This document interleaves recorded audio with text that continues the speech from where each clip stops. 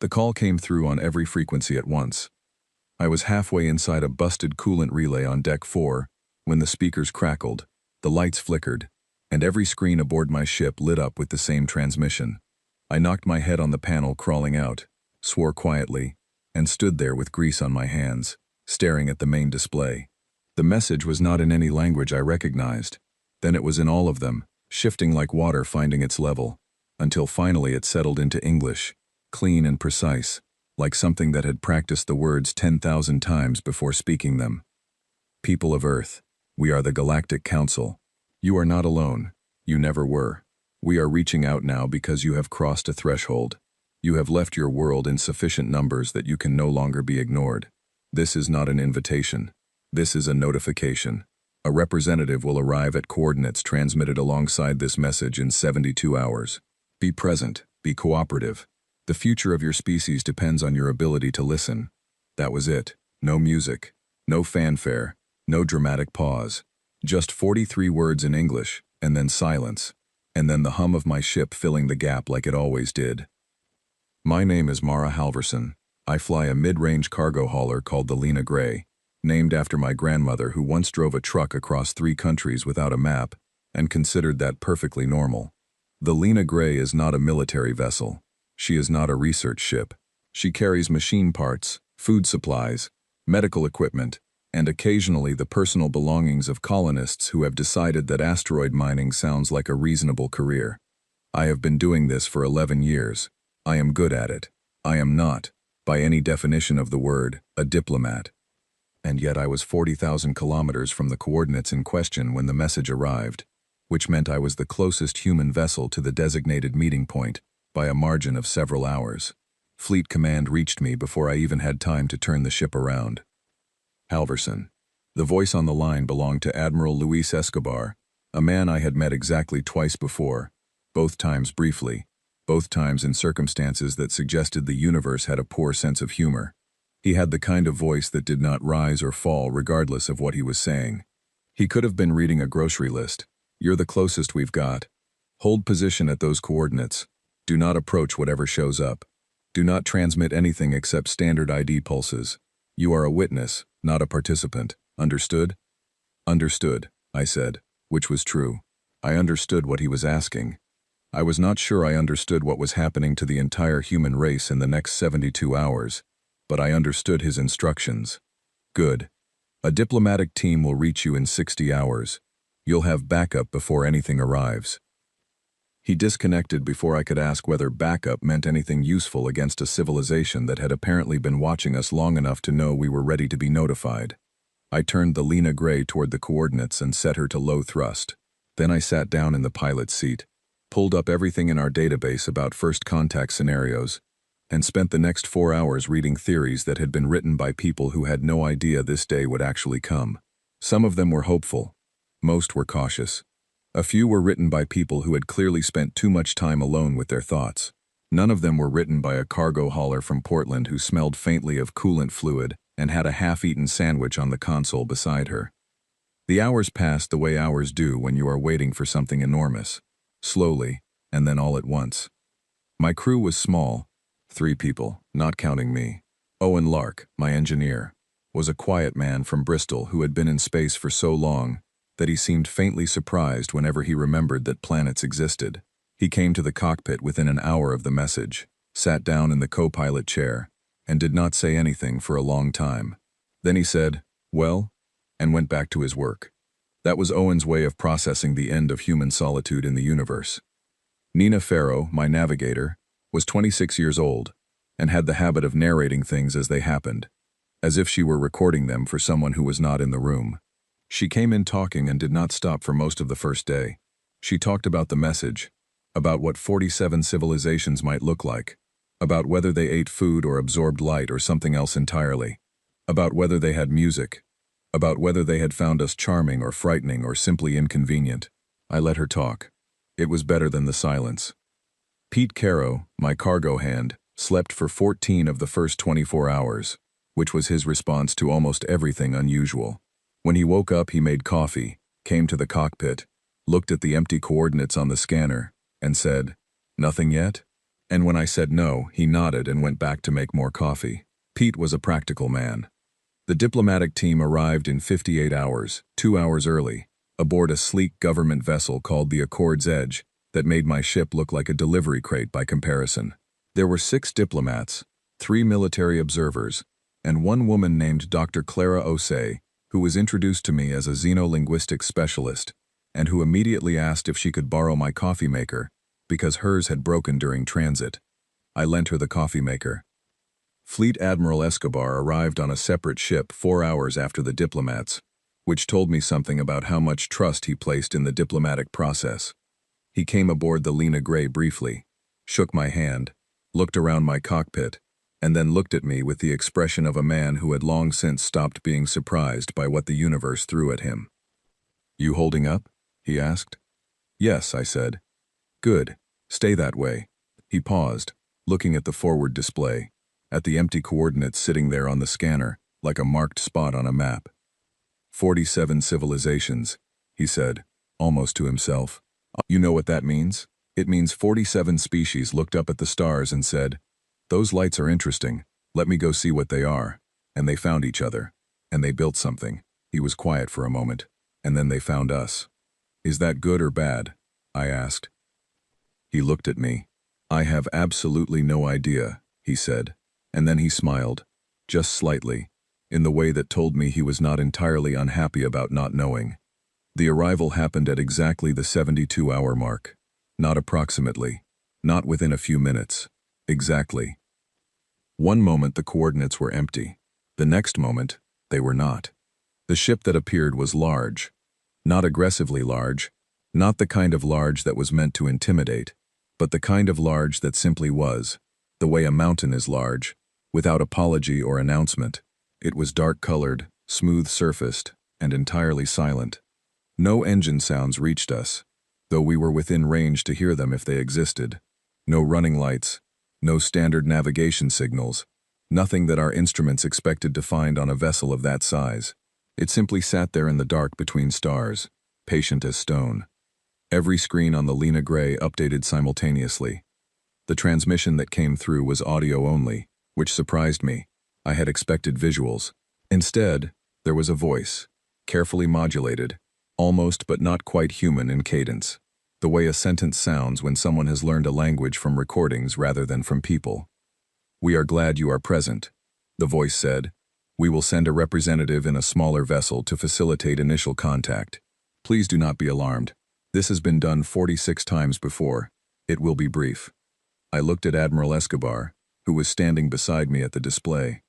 46 times before, Nina said softly from her station. "They've done this 46 times, Pete said from the back. "And this is number 47. He paused. "We are number 47. Nobody said anything after that. We all just watched the scanner as a smaller shape detached from the large vessel and moved toward us. Steady, unhurried, certain of its welcome in a way that made the hair on the back of my neck stand up. Not from fear exactly, but from the very specific feeling of understanding, for the first time, that something enormous had already begun, and no one had asked us whether we were ready. I looked at my hands. They were steady. I was glad about that. The smaller vessel docked with the Accord's Edge rather than with us, which made sense. We were a cargo ship. But Admiral Escobar stayed on the Lena Gray, and the feed from the diplomatic vessel came through to our screens in real time. We watched as an airlock opened. We watched as Dr. Osei and the lead diplomat, a man named Colin Farrer who had spent 30 years in international negotiations and had the permanent expression of someone expecting bad news delivered politely, walked forward to meet whatever came through. What came through was tall, and very still, and it moved with a kind of careful deliberateness that suggested it was aware of exactly how much space it occupied and was choosing not to use any more than necessary.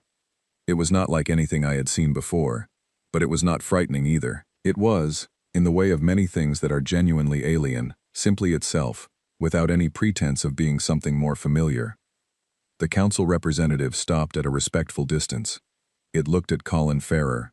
It looked at Dr. Osei. Then it spoke, and Dr. Osei listened, and the translator she wore at her collar began to work. "We welcome humanity to the community of spacefaring peoples," it said. "We are here to explain what that means. We are also here to deliver the terms of integration. They are not difficult. Other species have found them acceptable. We believe you will as well." Colin Farrer, to his credit, nodded calmly. But I was watching Admiral Escobar beside me. He had not moved. His arms were folded, his eyes were on the screen, and on his face, so quiet that you could almost miss it, was the very beginning of a look I would come to recognize over the following weeks. It was not anger. It was not fear. It was the particular expression of a man who has just been handed something, turned it over in his hands, and noticed a flaw that the person who handed it to him has not yet seen. It was the beginning of a grin. And I remember thinking, in that moment, watching humanity's first conversation with a civilization 8,000 years older than us, that the council representative seemed very confident, very practiced, very sure of what would happen next. I remember thinking that confidence, in my experience, was often the last thing a person had before the situation changed entirely. I reached over and turned up the volume on the feed, because I did not want to miss a single word. None of us did. The document that arrived was called the Compact of Integration, and it was, by any measure, a masterpiece of polite suffocation. I read it 3 times. The first time, I read it the way you read something new, taking in the shape of the words, following the structure, letting the meaning settle. The second time, I read it more carefully, slower, the way you read a contract when you have learned from experience that contracts are where the dangerous ideas hide. The third time, I read it the way you read something when you already know something is wrong but you have not yet found the exact sentence where the wrong thing lives. It took 14 pages. Clause 4 said that member species agreed to maintain military forces only at levels approved by the Council's Security Commission. Clause 9 said that economic agreements with non-member entities required Council ratification. Clause 17 said that territorial expansion, meaning colonization, meaning new settlements, meaning the thing humanity had been doing for 3 generations now, spreading outward into the dark because that is what we do, required Council authorization on a case-by-case basis. Clause 22 established that disputes between member species would be resolved by Council arbitration, with Council rulings binding and final. And then, buried in Clause 31, subsection B, in language so careful it was almost elegant, was the piece that made the other pieces make sense. It said that member species agreed to recognize the Council's role as the primary governing authority for all spacefaring activity within the jurisdiction of the Compact, which was defined, in Appendix C, as the entire mapped galaxy and all systems within reasonable projection distance of its edge. I sat with that for a while. Colin Farrer and his team were in meetings with the Council representative, whose name translated roughly as Veth Karan, for most of that first day. Dr. Osei came back to the Lena Gray in the evening, sat down at the small table in my galley with a cup of the coffee I had lent her the maker for, and looked at the wall for a long moment before she spoke. "He is not unkind," she said. "Veth Karan. He genuinely believes this is good for us. He has done this 46 times. Every species he has done it with is still alive, still functioning, still part of the community. He thinks he is offering us safety." "What is he actually offering us?" I asked. She looked at her cup. "A very comfortable cage," she said. I nodded. I had thought something similar. "The other 46 species signed?" I asked. "Every one," she said. "Some took longer than others, but every one eventually signed." "Why?" She was quiet for a moment. "Because the Council is old and powerful, and because refusing seemed more frightening than accepting, and because every species that refused was shown, very politely, very gently, exactly what refusing would mean." She paused. "Not threatened, shown. There is a difference, apparently. The Council is careful about that." I thought about that difference. I thought about what it would mean to be shown something, rather than threatened with it. The result was the same, but the feeling was different. Threats made you angry. Being shown things made you feel small. I did not like the feeling of being made small. Admiral Escobar called a meeting that evening on the Accord's edge. All senior staff, all diplomatic team members, Dr. Osei, and me, because I was apparently useful to have in the room in the way that cargo haulers sometimes are. We see the weight of things differently than people who have been thinking in abstractions.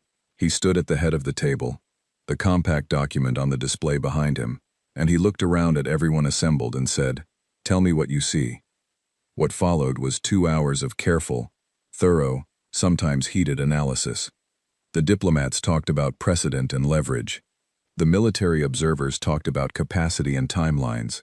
Dr. Osei talked about language, about what the choice of words in each clause revealed about how the council thought about power. I listened, and I read the document again on the tablet in front of me, and I kept coming back to Clause 31, subsection B. At the end of 2 hours, Admiral Escobar asked for quiet. "Here is my assessment," he said. "The compact is not written to harm us. It is written by a body that has done this 46 times and found a formula that works. It is efficient. It is thorough. It is also written by people who have never met anything quite like us. And I think that is the thing they do not yet understand about their own document." Colin Farrer, the lead diplomat, frowned. "What do you mean?" Escobar picked up his copy of the compact. He held it for a moment. Then he set it down, very carefully, and he looked at Colin Farrer, and he looked at Dr. Osei, and then he looked at me for a moment before looking at the room at large. "What I mean," he said, "is that this document was written for species who think the way the Council thinks. Hierarchically, collectively, with clear chains of authority and clear definitions of who represents whom." He paused. "They have never had to write a document for a species where the fundamental unit of political will is the individual, where 40 billion people each have an opinion, and half of them will express that opinion loudly, and a significant percentage will find the most creative possible interpretation of any rule you write." The room was quiet. "They have never dealt with lawyers," said Owen Lark from the back of the room, which was the longest sentence I had heard him say in 3 years of working together. Several people laughed, then stopped laughing, because it was also true. "They have never dealt with our lawyers," Escobar said. "They have never dealt with our historians, or our political scientists, or our philosophers, or our engineers, who have a habit of finding out what a thing is for, and then figuring out 17 other uses for it. They have never dealt with a species that has argued about governance for 6,000 years and is still arguing about it." He picked up the document again. "This compact was built on the assumption that when you offer order to a species that has known chaos, they will choose order." He set the document down again. "They don't know us very well," he said. "I thought about that on the way back to the Lena Gray. Owen walked with me, and for a while neither of us said anything. The stars were visible through the corridor windows of the docking station, hard and clear and impossibly distant, and I thought about what it meant that somewhere among them, 46 species had been handed this document and signed it. I thought about what they had felt, reading Clause 31, subsection B, whether they had felt what I felt reading it. That particular tightening in the chest that comes from understanding you are being offered something that looks like a gift but functions like a wall. Do you think we can do anything?" I asked Owen. He thought about it for a while. That was his way. He never answered a question until he had actually thought about it, which was something I respected about him. "I think," he said finally, "that the Council made a mistake." "What mistake?" "They read our history to know we were ready to be found. They didn't read it to understand what they were finding." He paused. "If they had, they would have written a longer document." He went to his cabin. I stood at the window for a while longer, looking at the dark. The next morning, Veth Karan requested a formal meeting with the full diplomatic team to receive our initial response to the compact. He had been gracious about the timeline. He had said we could take the 72 hours he had mentioned in the original transmission. He seemed to expect that we would use most of it for discussion, and arrive at the meeting with carefully worded concerns that he could address, one by one, with the practiced patience of someone who had addressed the same concerns 46 times before. We arrived with something else. I was not in the room when Colin Farrer delivered it.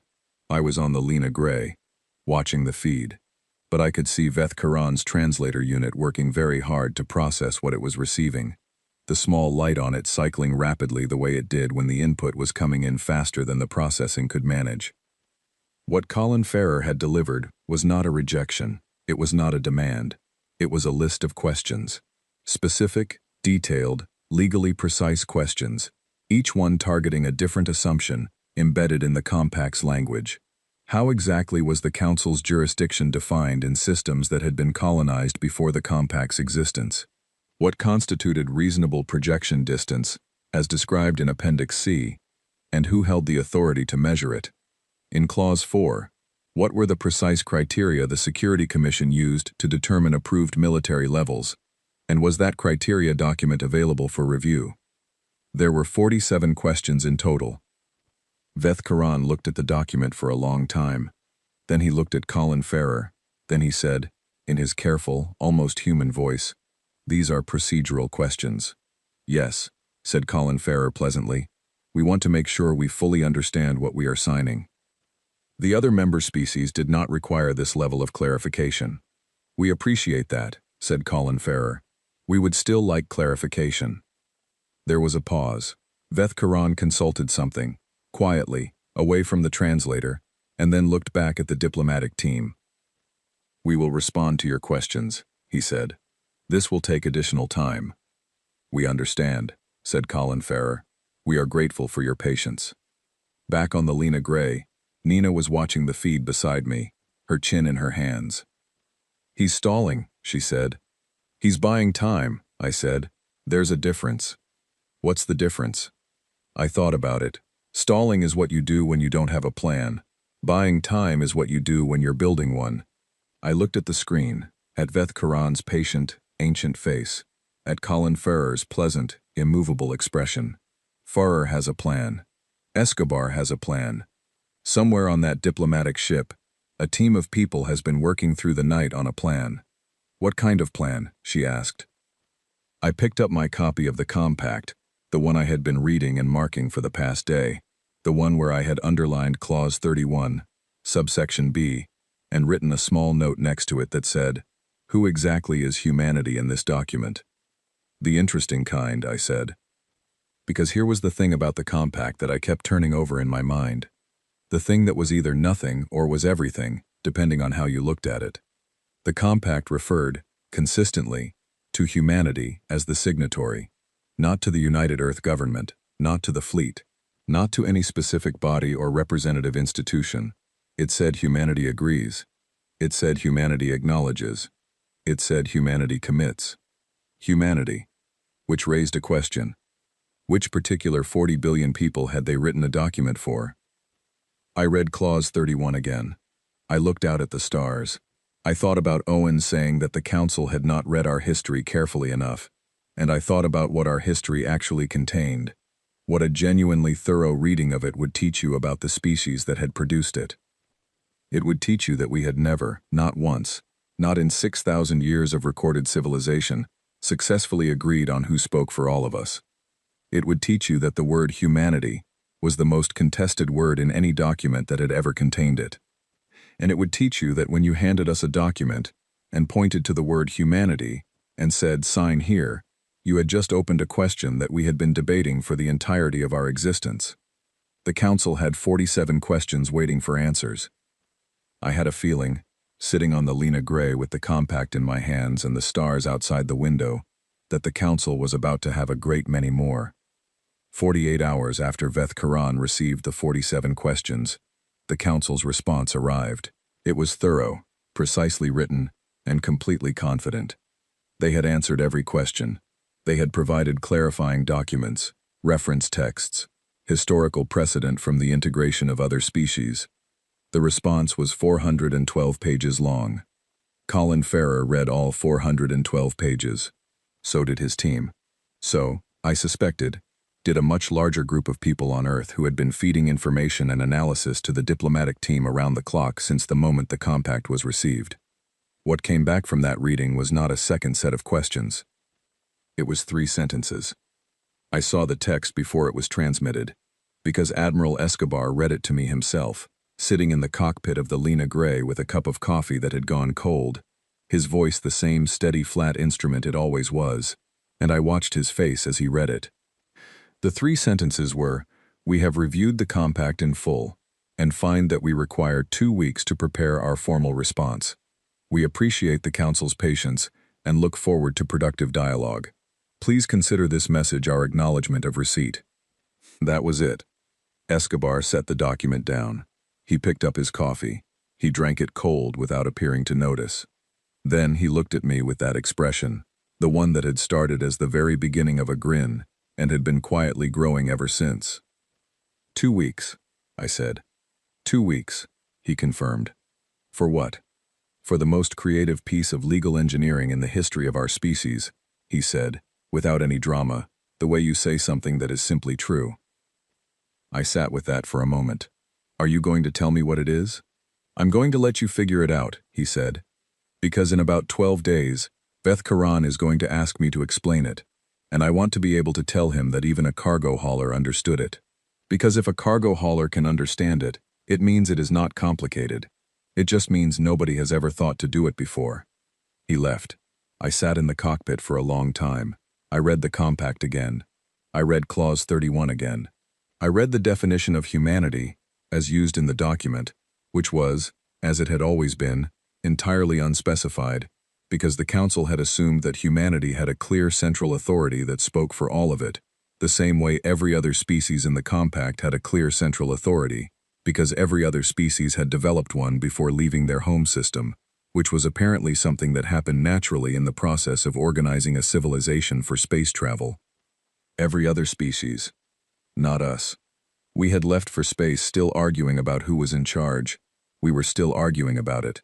We would probably always be arguing about it, because arguing was something we were genuinely good at and had no intention of stopping. I thought about Clause 9. Economic agreements with non-member entities required Council ratification. I thought about Clause 4. Military forces at levels approved by the Security Commission. I thought about Clause 17. Territorial expansion requiring Council authorization on a case-by-case basis. I thought about who, exactly, the Council expected to enforce those clauses. What body? What authority? What specific human institution was going to receive those instructions and distribute them to 40 billion people? And then I thought about what the word sovereignty meant, where it began, what its smallest possible unit was. I sat very still for a moment. Then I went to find Dr. Osei. She was in her borrowed cabin, surrounded by printed copies of the compact and the Council's response documents, with 3 different translation programs running simultaneously on her screen. She looked up when I knocked on the door frame. "How is your international law?" I asked. She tilted her head. "Functional. Why?" "In legal terms," I said carefully, "what is the smallest unit of sovereignty that is legally recognized?" She looked at me for a long moment. Something shifted in her expression. Not surprise exactly, but the look of someone who has been thinking along the same corridor and has just heard a door open at the end of it. "Theoretically," she said slowly, "sovereignty can rest with an individual. In certain legal traditions, the individual is the foundational unit of political authority. All larger bodies derive their authority upward from the individual, not downward from the state." "And in the context of the compact," I said, "if humanity signed as 40 billion individual sovereignties rather than as a single collective entity, then every clause that refers to humanity as a unified body," she said, "would need to be renegotiated with every individual signatory separately." We looked at each other. "That's what they're doing," I said. "I think so," she said. "Is it legal?" She was quiet for a moment. "Within their own compact's framework," she said. "I think it might be. The document never specifies the form of the signatory, and it just says humanity. And if humanity is 40 billion sovereign individuals rather than one collective unit, then there are 40 billion signatories," I said. "Each with the right to file individual amendments," she said. "Each with a vote in council proceedings. Each constituting a separate legal entity under the compact's own definitions." I let that settle for a moment.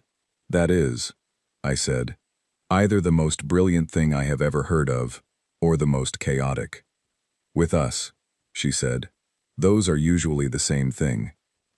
The 2 weeks passed faster than I expected, probably because every day brought new information, new analysis, new fragments of what was being assembled on Earth, and on every major colony and station in the human network.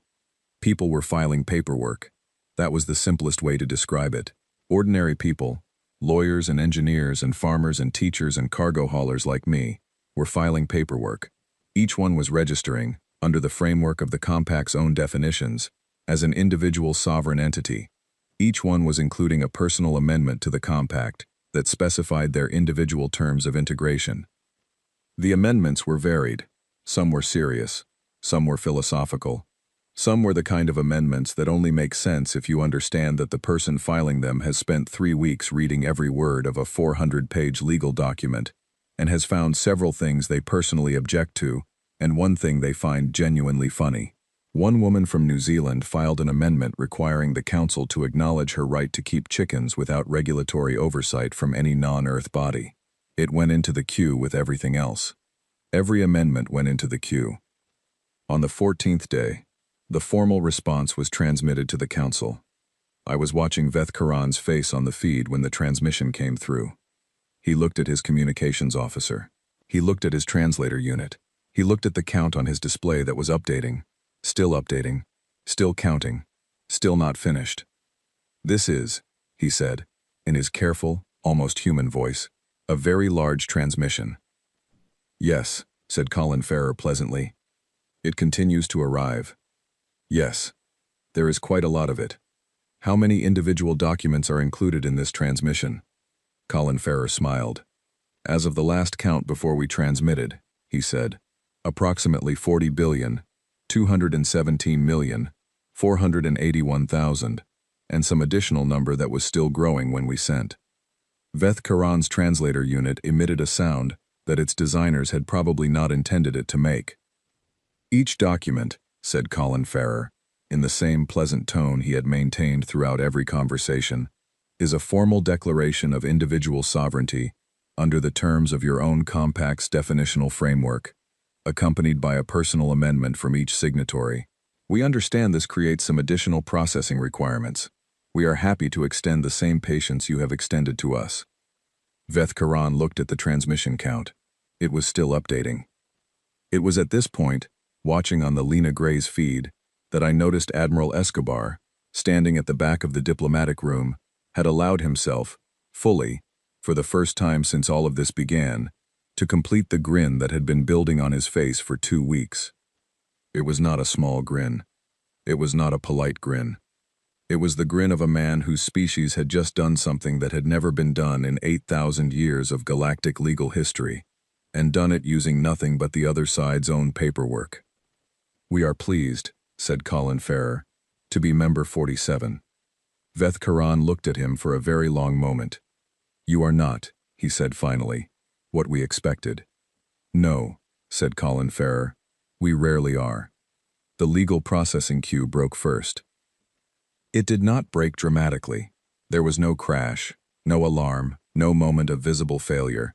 It simply stopped updating at approximately 40,300,000,000, and a number that nobody had caught precisely because the counter had frozen in the middle of updating. Veth Karan's communications team spent 6 hours attempting to resolve the issue before acknowledging, with visible discomfort, that their system had not been designed to handle this particular volume of individual filings.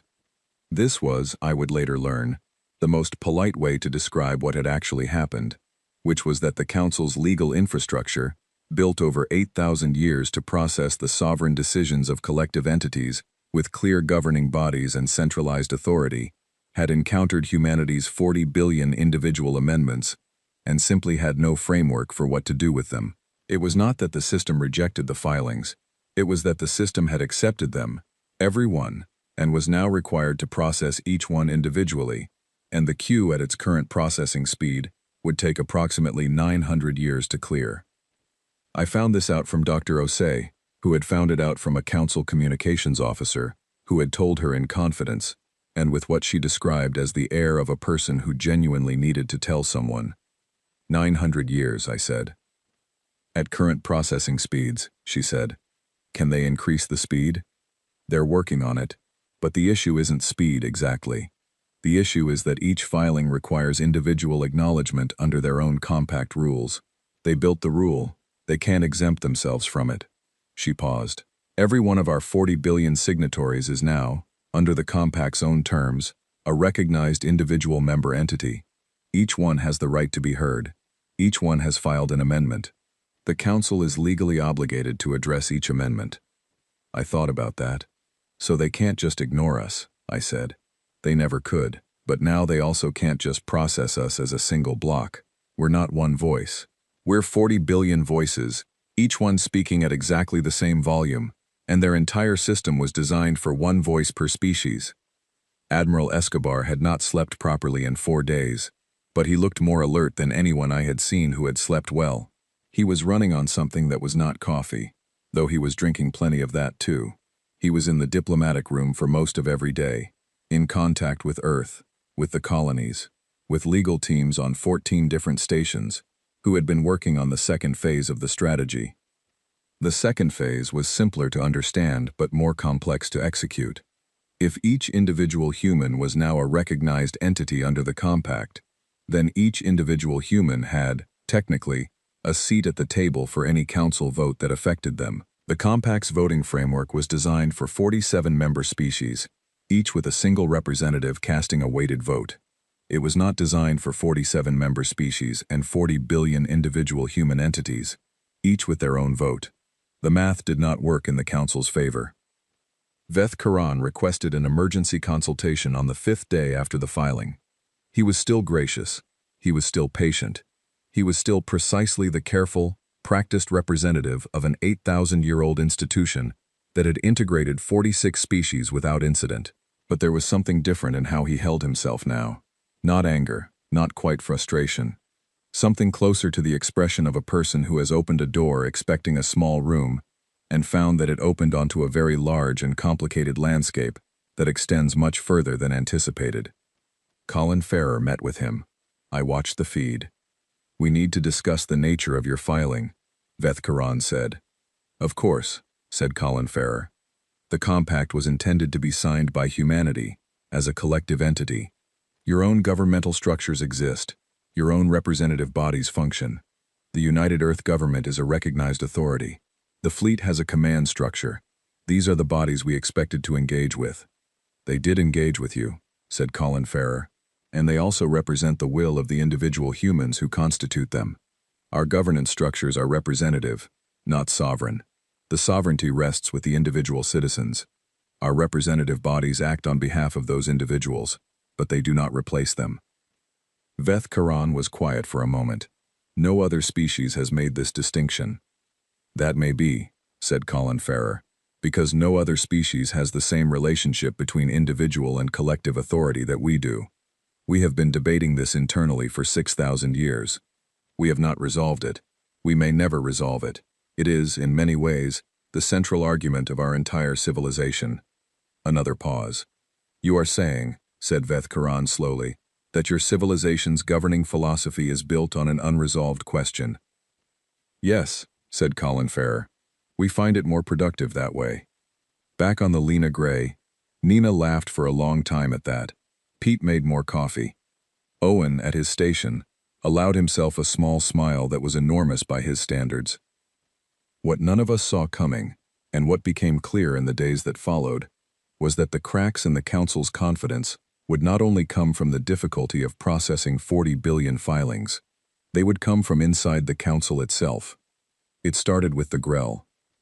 The Grell were a species I had not known existed until 3 weeks ago, which described my knowledge of most of the Council's member species. They were one of the older members, one of the first 10 species to join the original compact 8,000 years ago. Their representative reached out not through official Council channels but directly to Dr. Osei, in a private transmission that Dr. Osei brought to me and Admiral Escobar with an expression that suggested she had not entirely expected to be delivering this particular message. The Grell representative, whose name I could not pronounce but who asked to be called by the closest human approximation, which was something like Brennan, said that the Grell had watched our filing with considerable interest. He said that certain aspects of our approach raised questions that the Grell had not previously thought to ask. He said that the Grell had joined the compact in its early years, before the current framework had fully developed, and that some of the clauses we had filed amendments against were clauses the Grell had accepted without fully understanding the long-term implications. He said, "We did not know you could refuse." I was present for that transmission. I heard those words directly.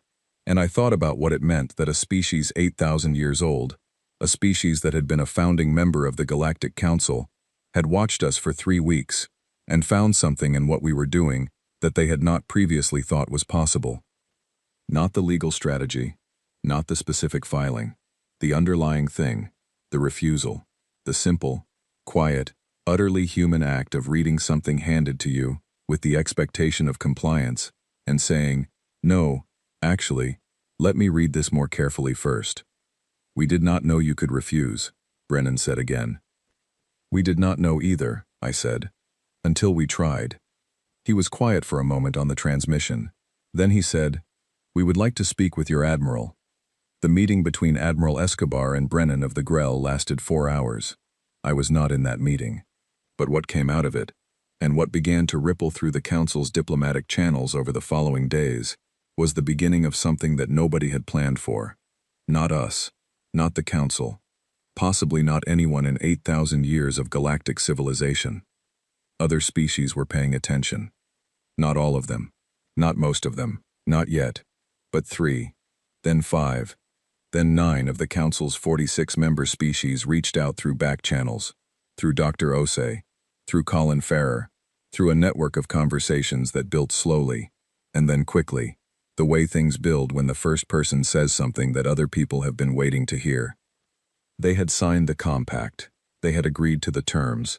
They had done what every species in the Council had done, accepted the framework of integration, the hierarchy of authority, the smooth machinery of a system that was old and powerful, and had never been seriously questioned. But questioned did not mean impossible. None of them had known you could refuse.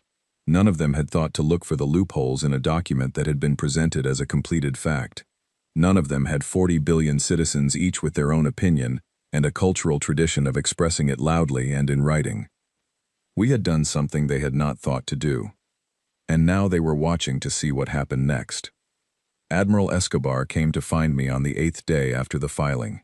He sat down in the co-pilot seat and looked at the stars for a while without speaking, which was unusual for him.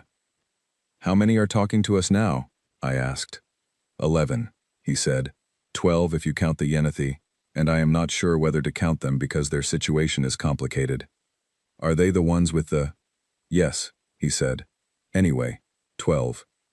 Out of 46, I said. "For now," he said. He looked at the stars. "The Council is going to push back. They have to. This is their entire system we are bending. They will not bend it quietly." He paused. "I expect we will see something more direct in the next few days." He was right. On the 10th day, the Council transmitted a formal legal opinion from its arbitration body, stating that the individual human filings were not valid under the Compact's established framework and would not be processed as individual sovereignties. The opinion cited precedent, historical practice, and the intent of the Compact's original drafters. It was thorough, confident, and written in the tone of something that expected to be the final word on the matter. Colin Farrer's response arrived within 6 hours. I read it on the Lena Gray. It was 37 pages long, and it dismantled the Council's opinion clause by clause, citing the Council's own documents, their own precedents, their own historical record. It found 3 cases in Council history where individual filings had been accepted from non-collective entities. It found 2 cases where the definition of member species had been interpreted more broadly than the default. It cited, most devastating of all, a section of the Compact's own founding document that stated clearly that the Compact derived its authority from the consent of those it governed, and that consent, by definition, had to be individual. It ended with one sentence. "We look forward to the Council's reconsideration." Veth Karan did not respond for 2 days. When he did, it was not through official channels. He requested a private meeting with Admiral Escobar, just the 2 of them, without diplomatic teams or legal observers or translators beyond the basic unit they both wore. I do not know everything that was said in that meeting. Escobar told me some of it afterward, sitting in the cockpit of the Lena Gray with the stars outside, and the coffee long since cold. What he told me was this. Veth Karan had done this 46 times. He had integrated 46 species into the Compact. He believed in the Compact. He believed it was genuinely better for every species that joined it. that the stability and community it offered was worth the constraints it imposed, that the other 46 species were, by every measure he had, better off than they had been before joining. He was not wrong about that, Escobar said. He was genuinely not wrong. But he had made an assumption. He had assumed that what humanity needed was the same as what every other species needed, that our chaos was a problem to be solved by the order the compact could offer, that if he gave us the same framework he had given 46 others, we would fit into it the same way. He had not understood that our chaos was not a problem. It was a feature. What did you tell him? I asked. Escobar was quiet for a moment. I told him, he said, that we were not trying to destroy the council. We were not trying to leave the community. We wanted to be part of it. We just needed it to be a community rather than a hierarchy. And I told him that the 12 species currently talking to us felt the same way, and that the number would grow. He looked at his cold coffee. And then I told him something else, he said. What? I told him that in the history of our species, every time someone has tried to put us in a box, we have found a way out of it. Not because we are aggressive, not because we are ungovernable, but because we are constitutionally, fundamentally, at the most basic level of what we are, unable to stop asking why the box has to be that shape. He paused, and I told him that this was not a problem the compact was going to solve. It was a quality he was going to have to learn to work with. I looked at the stars. What did he say to that? Escobar picked up his coffee, realized it was cold, set it down. He said, Escobar told me, that this was going to require a much longer conversation. And I said we had plenty of time. And then I grinned. He glanced at me. He asked what the grin meant. I told him it meant we were enjoying ourselves. He paused. I think that frightened him more than anything else we had done. Outside, the stars were exactly where they had always been. The council's ship was still there, large and dark and patient. But something had shifted, some invisible thing in the arrangement of it all, and what it felt like, sitting in the cockpit of the Lena Gray with my cold coffee and my grease-stained hands, and 11 years of flying cargo through the dark, was the particular feeling of a door that has been assumed to be permanently closed, and has just, very quietly, begun to open. The council called it a recess. Veth Karan announced it formally, through official channels, with language that was careful to describe it not as a pause or a retreat, but as a period of procedural reflection necessary for proper institutional consideration of the unprecedented circumstances arising from humanity's integration process. It was a masterpiece of saying nothing had gone wrong while making clear that something had gone very differently than expected. The recess lasted 3 weeks. In those 3 weeks, more happened than in the entire month before them. The number of council member species in back-channel communication with Admiral Escobar's team grew from 12 to 19, then to 23. The conversations were careful, quiet, nothing official, nothing that could be cited in formal proceedings. But the pattern was clear. Species who had signed the compact years or decades or centuries ago were, for the first time, asking questions about it, not rejecting it, not rebelling against it, just asking questions. The same kind of questions, it turned out, that our 47 questions had started with. How exactly is this defined? Who holds the authority to measure it? What criteria are used? And is that document available for review? Veth Karan knew what was happening. He was not unintelligent. He had spent a very long time doing this, and he recognized the shape of what was unfolding, even if the specific form of it was new. He came to the Lena Gray, not to the Accord's edge, not to a diplomatic meeting room. He came, in a small shuttle, to my cargo hauler, and he asked, through Dr. Osei, who came with him as translator, if he could speak with me.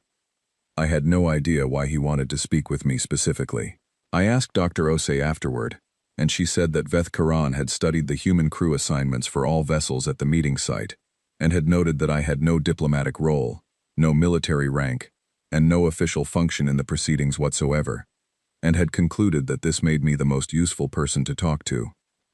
I found that either flattering or insulting, and I could not decide which. He came into the galley. He sat down, which required some adjustment given his height, and he looked at the table for a moment, and then he looked at me. You are a transport operator, he said. It was not a question. Yes, I said. You have no role in the formal proceedings. Correct. Then why are you here? I was the closest ship when your first transmission arrived. Admiral Escobar asked me to stay. Nobody has told me to leave. He was quiet for a moment. Something in his manner was different from the formal meetings, from the diplomatic transmissions. He seemed, for the first time since his arrival, like a person rather than a representative. I would like to understand something, he said. All right. Every species we have integrated has had a period of resistance. Some longer, some shorter. Some expressed concerns, some made requests. Some required additional reassurances. But everyone eventually arrived at acceptance. They understood what we were offering. They understood the value of being part of something larger. He paused. You understand this too. I know you do. Your diplomats know it. Your admiral knows it. What we are offering is real. The stability, the community, the accumulated knowledge of 47 civilizations working together. It is genuinely valuable. It is, I said. Nobody disputes that. Then why? He looked at me directly. Why is this so difficult? What is it that you cannot simply accept? I thought about how to answer that. I looked at my hands on the table. I looked at the coffee maker that Dr. Ose had borrowed and returned. Can I ask you something first? I said. Yes. The other 46 species, when they signed, were they happy? He considered this carefully. Happy is not a universal concept, he said. But they were stable. They were integrated. They were part of something that benefited them. Were they happy? I asked again. Another pause. Some were content, he said. Some had reservations that faded with time. Some found the process difficult initially. Did any of them feel that they had given something up? He looked at me for a long moment. Some, yes. The cost of integration is always the acceptance of certain constraints. What did they give up? He was quiet. Veth Karan, I said. I am not a diplomat. I am not going to use anything you say in a formal proceeding. I am asking you as a person who has watched what you have built for 8,000 years, and who is trying to understand something. He looked at his hands, which were different from mine in ways I could see, and probably in ways I could not. They gave up, he said finally, a degree of self-determination. Yes, that is the honest answer. They gained stability, community, protection, access to accumulated knowledge. They gave up some degree of the freedom to make choices that affected only themselves. We cannot do that, I said. You have not tried. I know. I looked at him. But I know us. And I know that asking 40 billion humans to hand their self-determination to an external authority, even a benevolent one, even one with 8,000 years of evidence that it works, is asking something that we will spend the next 8,000 years fighting about internally. Not because we reject the community, because we cannot agree to hand anyone power over us. It is not stubbornness. It is not arrogance. It is the thing at the center of us. I paused. We have been arguing about it since before we could write. We will be arguing about it after we are gone. It is what we are. He looked at me for a long time. Then what do you want? He asked. What does humanity want? That is not the compact as written. We want to be part of the community, I said. We want the connection, the shared knowledge, the protection of something larger than ourselves. We want all of it. I paused. We just need it to be ours as much as it is yours. Not a framework we are integrated into. A thing we help build. He was quiet for a long time. The compact is not designed for that, he said. I know, I said. That's why we are going to have to write something new. He looked at me. Something in his face shifted, the careful professional layer of it, and what was underneath was not anger or frustration, but something closer to exhaustion, and underneath that, something that might have been, in another kind of face, something like recognition. Is that what your admiral has been working on? He asked. I think so, I said. And the species speaking to you, the 19, the 23. They have questions, I said, the same questions we had. Questions they never thought to ask before because no one had thought to ask them. I looked at him. Veth Karan, what you built is 8,000 years old. That is extraordinary. But things that are 8,000 years old sometimes need to be rebuilt. He was very still. That is, he said slowly, A very large thing to say. Yes, I said. But I think you already know it is true. He left without answering. But he left differently than he had arrived. And 3 days later, for the first time in 8,000 years of galactic history, the Galactic Council's formal session was called, not to issue orders, not to process an integration, but to discuss a motion introduced not by a council member, but by a collective of 26 species, 19 of them existing members of the Compact, who wanted to talk about what the council was and what it could be. The motion was titled, Toward a Renewed Framework. Humanity co-authored it. Admiral Escobar transmitted it through Colin Farrer, and I watched it go on the Lena Gray's display, and I thought about 47 questions, and 3 sentences, and 40 billion filings, and a conversation in a galley with cold coffee, and a borrowed coffee maker. I thought about what Owen had said, that the council had read our history but had not understood what they were reading. And I thought that was the thing about us, the thing that was hardest to explain to someone from the outside. Our history was not a record of orderly progress toward a reasonable outcome. Our history was a record of chaos and argument, and failure and stubbornness, and the particular kind of creativity that only comes from people who have been told something cannot be done, and have decided that this is interesting information but not a final answer. We were difficult. We were complicated. We were constitutionally incapable of accepting the first version of anything handed to us without looking for the places where it could be better. We were also, I thought, exactly what the council had needed for 8,000 years without knowing it.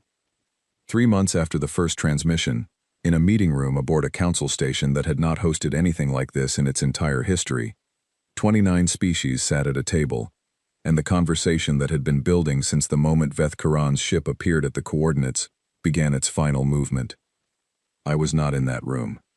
I was, as I had been for most of this, on the Lena Gray, watching on the feed, with Owen at his station, and Nina narrating quietly beside me, and Pete making coffee in the back.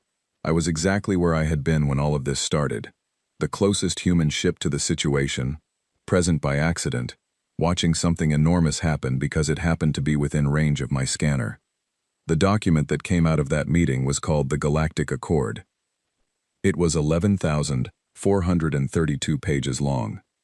Every species at the table had contributed sections. Every major legal tradition represented among the 29 species had been incorporated.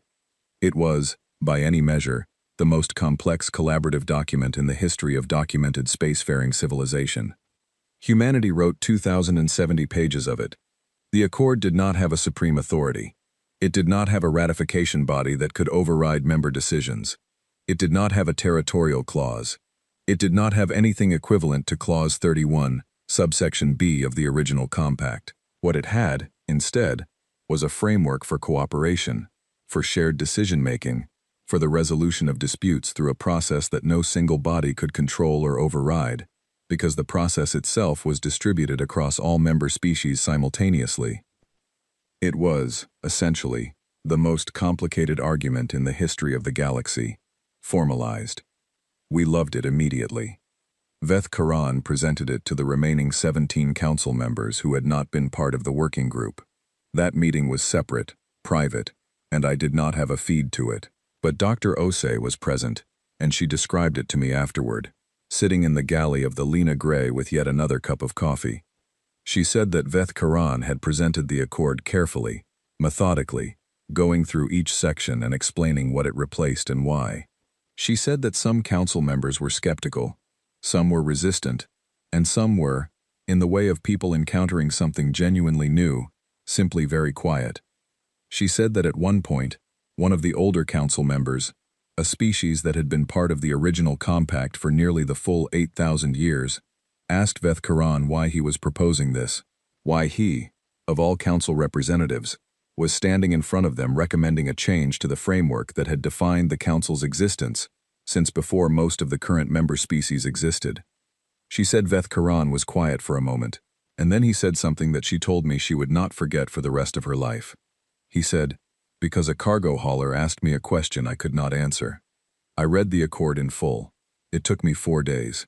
I read every section, including the 2,070 pages that humanity had contributed, and I found in it the same quality that ran through everything we had done in the months since the first transmission. The quality of people who are not trying to win, but are genuinely trying to build something that works, and who know from long experience that anything worth building takes longer to build than you expected and comes out differently than you planned. The accord passed, not unanimously. 12 of the 17 remaining council members ratified it within the first week. 4 ratified it over the following month. The last one, a species I will not name because their internal politics were their own business, ratified it quietly, at the end of a session that lasted 2 days, with no formal announcement. The original compact was formally dissolved on a Tuesday. I was doing maintenance on the coolant relay again when it happened, because the relay had been giving me trouble since the start of all this, and I had not had a proper chance to fix it. Owen told me over the intercom. He said, "It's done," in his way, without elaboration, and I put down the maintenance tool and sat there in the access shaft for a minute, looking at the inside of the relay panel. Then I finished the repair, because the relay still needed fixing. Colin Farrer called me afterward. He thanked me, which I found strange, because I had not done anything except fly my ship to a set of coordinates and watch what happened. I told him that, and he said, "You talked to Veth Karan." I said that I had talked to him in my galley over coffee, and I did not think that counted as a formal contribution to galactic history. Farrer said, "It counts." He sounded like he meant it. Admiral Escobar called me too. He did not say much. He asked if the coolant relay was fixed. I said almost. He said good, because there was a cargo run waiting, and the universe did not pause for history. He was right about that.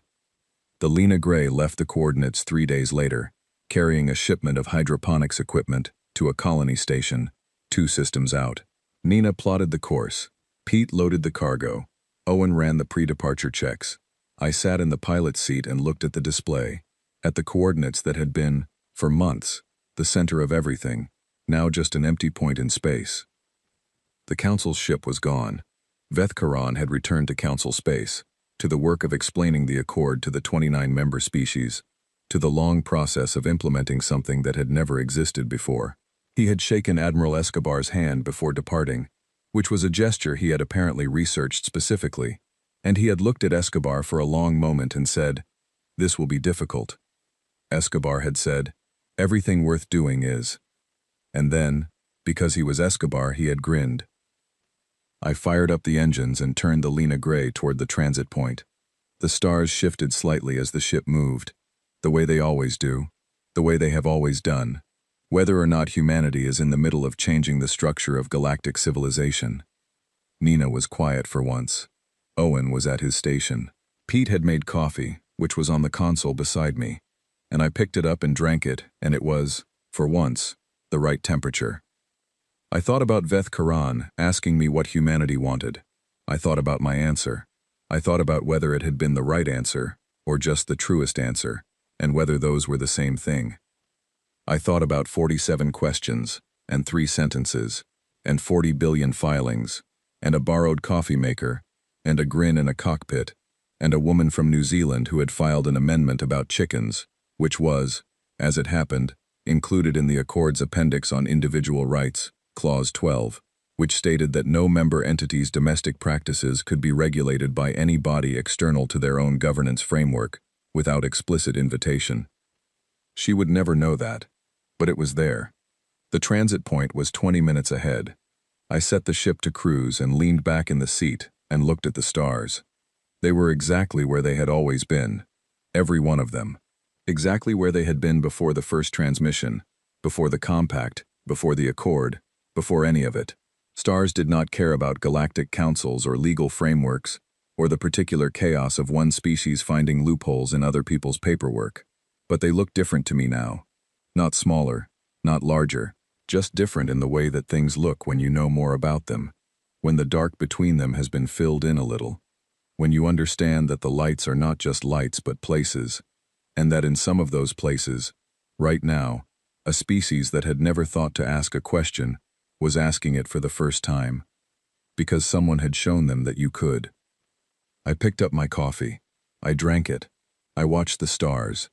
Somewhere behind me, in the coordinates we had just left, the history of the galaxy had been altered by 40 billion people doing paperwork, a cargo hauler asking questions in a galley, and an admiral with a grin that the council had made the mistake of not understanding until it was far too late.